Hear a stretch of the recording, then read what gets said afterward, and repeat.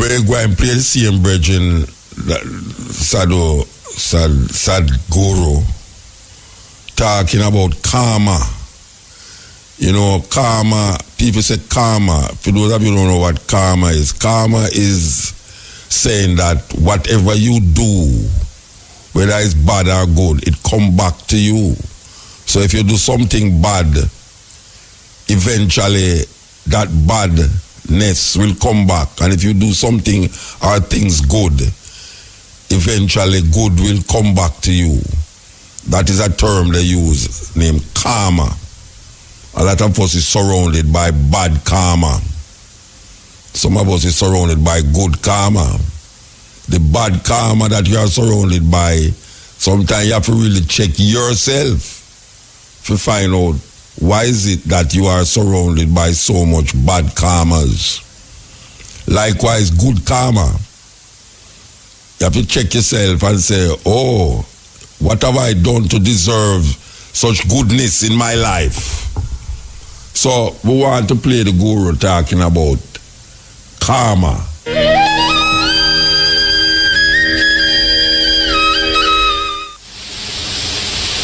Now, the essence of all this is, first thing is to understand the nature of how existence is happening. Either you can look at this, or you can look at the atom, or you can look at the universe. If you want to look at the universe, it is complex, it is difficult because you don't have a gallery seat, you know. There is no… it is not like a stadium, you can sit somewhere and watch the whole universe. Very difficult, you can only see it in pieces. If you want to watch an atom, nobody has seen an atom, do you know this? Do you know this? Even in a super electron microscope, you can't see an atom. We have observed its activity, but we have never seen an atom as such. But we have broken it. We are capable of breaking things that even we cannot see. That's our… we are very proud of this these days. We can break anything. We can make it or not is a questionable thing, but we can break anything we want. Even if we cannot see it, we can break it. Now what you see and what you do not see itself is a very dicey thing in the sense, what is it that you can see? Right now, can you see my hand? Yes. You can see my hand only because my hand stops light. If my hand did not stop this light, if it allowed light to pass through, you wouldn't see this hand, yes? Or in other words, right now your visual apparatus can see only those things which stop light. Anything that allows light through, you cannot see it. You cannot see light itself, first of all. Can you see the light that is here? No. Only whatever stops light, you can see it. What does not stop light, you cannot see it. Very bad, isn't it? You must be able to see all those things which allow light to pass through because they are important things. But right now your visual apparatus are trained to see or capable of seeing only that which stops light. So the whole process of seeing life the way it is means, first of all, evolving an eye, a thoughtless eye, an eye which is free of thought. When I say free of thought, it is free from the taint of memory. Right now, these two eyes are heavily loaded with memory. So you can see this. If you see a group of people like this, if you just casually look like this, among these hundreds of people, if there is one face that you're familiar with, you will see suddenly that face sticks out. Have you noticed this? Have you noticed this? You're going in a street, there are 100 people standing there. Your friend is among that. If you look here, just this friend's face is more clear than the rest of the faces because this eye works with memory. The more memory you have, the better it sees. No memory, it cannot see. Memory means an accumulated past. Memory means information. Memory means that which does not exist but acts out as if it does. Memories are more real than reality, isn't it so? Yes or no? So I want you to understand, everything in your life is run by memory. Not just your computer stick, everything in your life. When I say memory, not just what you carry here, your very body is a body of memory. Why, if you eat a banana, it becomes a masculine body, and if she eats a banana, it becomes a feminine body, is simply because of the memory that it contains, isn't it? The information that is stored in this body and that body is different. Same banana, it becomes a man, same banana, it becomes a woman. Yes or no? Huh? Are you eating different types of bananas? Same thing, same food if you eat, it is becoming one way. In one person it is becoming dark skin, in another person it's becoming fair skin. How? The memory that you carry. Do you remember your great-great-great-great-great-grandfather? You don't. But his nose is sitting on your face. Your body remembers, isn't it? You may not have no idea who it was, but your body remembers even today. 1,000,000 years ago, how your forefathers were, still it remembers, isn't it? So what you call as my body is just a body of memory. And eyes are loaded with memory. An eye which is loaded with memory, an eye which is corrupted with memory, cannot see anything the way it is. It will only see things as it is convenient because the software is working from inside.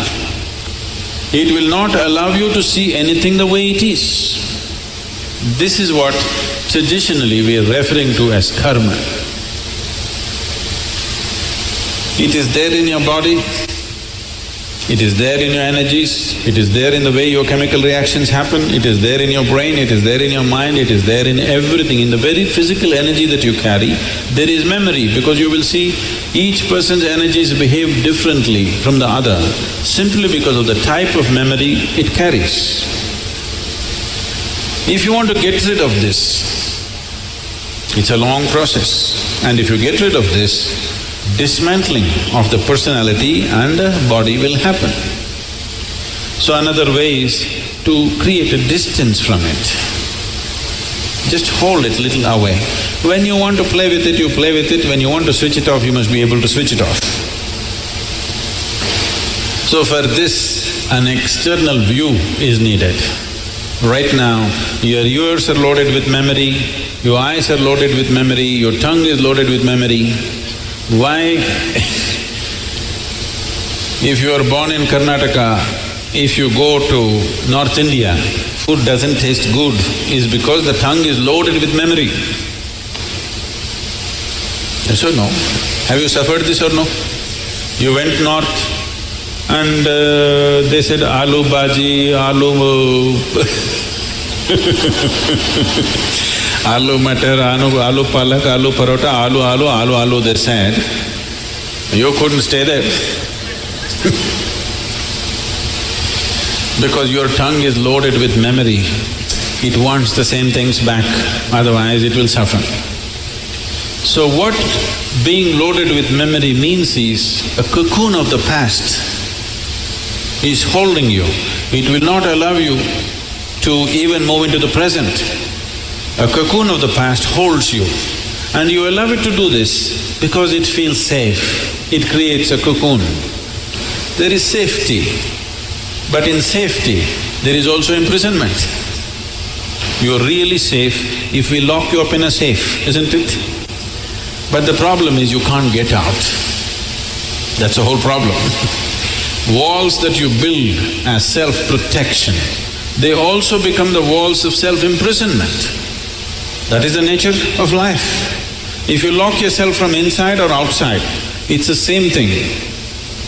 As long as you do not open the door, whether somebody locked you from outside or you locked yourself from inside, there is no difference. Anyway, you are imprisoned, isn't it? At least somebody locked you from outside, you can at least complain and scream. You locked yourself from inside, you can only be depressed. You cannot even scream. At whom will you scream? So this process of what we are looking at is the memory imprints itself on all levels, right up to the elemental level. From the 5 elements which function here, from just after that, memory's work starts. So when we utter the word karma, it is not one simple formula, or it's not, people are saying theory of karma. We are not talking about any theory. We are referring to a certain reality. Karma means memory, action and memory. Past action exists only in the form of memory, isn't it so? Yes? Memory, not just what you carry here. Every cell in the body carries its own memory. Why one atom behaves differently from another atom? Though the same ingredients is, it has a memory. A hydrogen atom has one kind of memory, oxygen atom has another kind of memory. Unless you mix them up, they will continue to behave like that. It is in a small circle, you are in a little larger circle, the universe is in a much larger circle, but the same memory rules all of it. So when we said karma, we are not talking about some concept or philosophy, we are referring to a certain reality which is finding manifestation as who you are. The very shape of your body is because of memory. If a bird eats a mango, it becomes a bird. If a worm eats a mango, it becomes a worm. If you eat a mango, you become a human being. Same mango, how many things it's doing, depending upon what kind of memory it carries. Isn't it? What you call as a seed, if you plant the same seed, if you plant a seed in the same soil, here you plant a mango tree, here you plant an apple tree in the same soil, this will only produce apples, this will only produce mangoes. I know there is a newspaper picture where a jackfruit is become bananas, that's different. Yes? You saw this? Are you all from Bangalore or Devanhalli?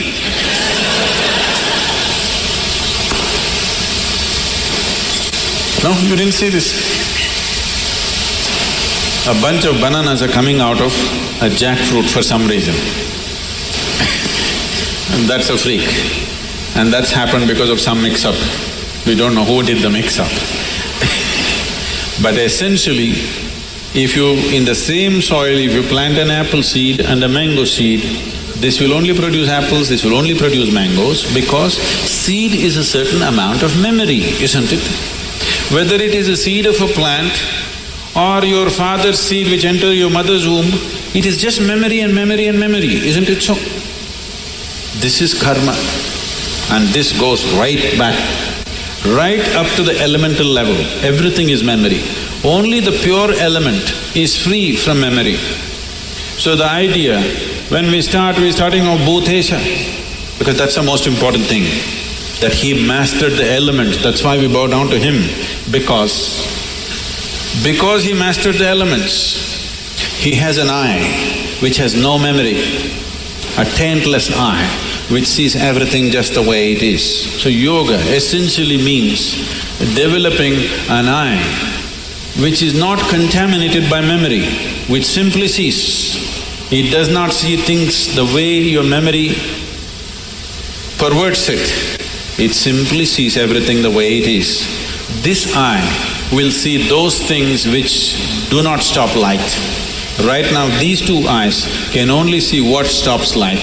If you start seeing something that does not stop light, that means another dimension of the eye is beginning to function. Yes. Concepts and ideas.